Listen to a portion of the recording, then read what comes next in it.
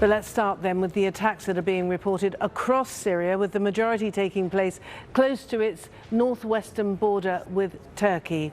Now, Doctors Without Borders is reporting that a medical clinic has been destroyed in the province of Idlib. 9 people, including a child, killed in that attack. And in a separate attack, this time in the town of Azaz, at least 14 civilians were killed when missiles hit a children's hospital and a school, as well as other locations.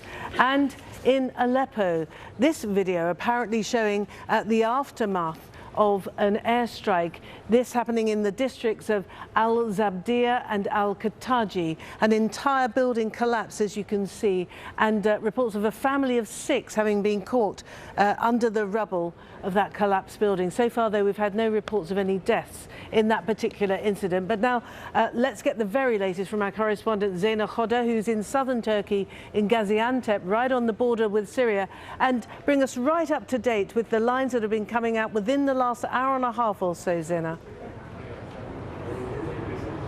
Well, like you mentioned, in Idlib, a hospital which was supported by Doctors Without Borders has been targeted, hit and destroyed. Doctors Without Borders confirming, saying that they're calling this really as a deliberate attack. They're condemning it. They say 8 of their staff are missing. The Syrian Observatory for Human Rights reported that 9 people were killed in that strike. This is not the first time a hospital or a health facility has been targeted in Syria. In fact, over a week ago, Doctors Without Borders supported facility was hit in the southern province of Daraa, and at the time the organization appealed to the warring sides to respect these facilities.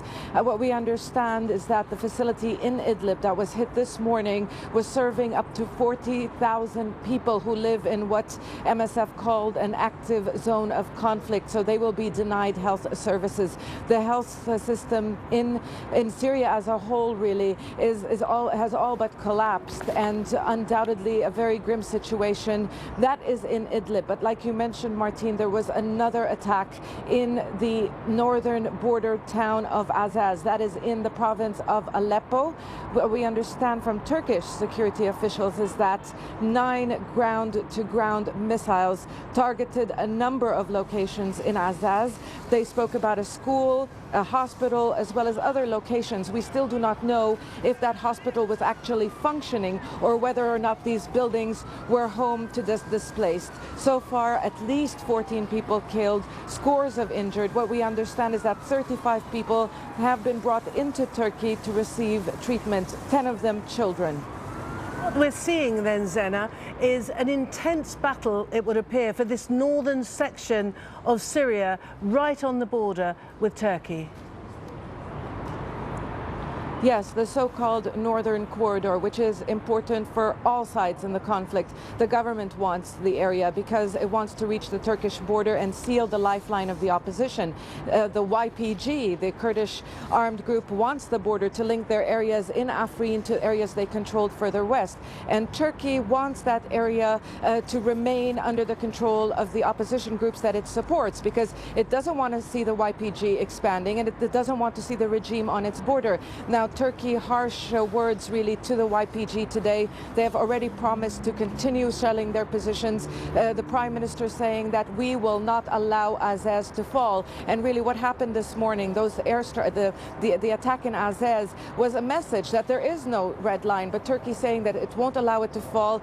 And they're saying, really promising a harsh response. But Russia answering Turkey back and saying, we are not happy with what we are concerned about is Turkey's aggressive behavior in Syria. So undoubtedly the relationship between Turkey and Russia deteriorating even further, and the fight and the battle for the Northern Corridor continues. But I can tell you that the YPG, the Kurdish militia, is on the advance and just a few kilometers from Azaz. Okay, Zena, thank you very much. Zena Khoda with the very latest from Gaziantep in southern Turkey on the border with Syria. And as soon as the Turkish Prime Minister takes to that podium there, that's Kiev, the Ukrainian capital, we'll take you right to him to hear what he has to say, if he has anything more to say about Syria. But in the meantime, Russia some new lines have been coming out of Moscow today, and our correspondent there is Rory Challens. And Rory, a lot of defiant-sounding statements coming out of Moscow today, particularly with regard to this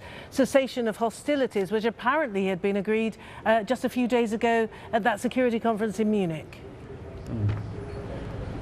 Well, Zaina was absolutely right just then when she was saying how the relations between Russia and Turkey are deteriorating even further. And I think what we're seeing at the moment, the carnage that's currently going on the ground in Syria, is an indication that many of the different parties involved in the Syrian conflict, not least Russia and the Syrian army, but of course also Turkey as well, are using the days running up to this supposed cessation of hostilities to try and push their particular agendas as far as they can.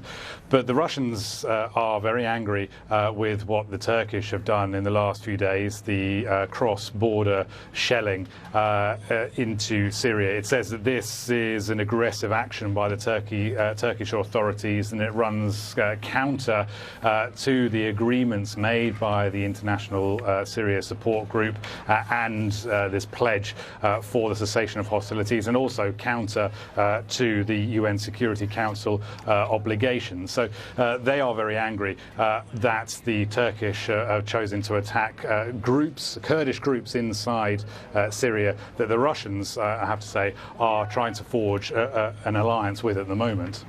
And Russia continues to deny, Rory, that its airstrikes are affecting civilians, and yet we seem to be getting more and more evidence of that. Just most recently, we've got pictures of what appears to have been a Russian airstrike and the subsequent damage and devastation from that. Are they maintaining that civilians are not suffering as a result of their airstrikes? Absolutely, they are. Yes, there is. You don't have to go very far at all to find this content. All you have to do is look at any kind of online video provider.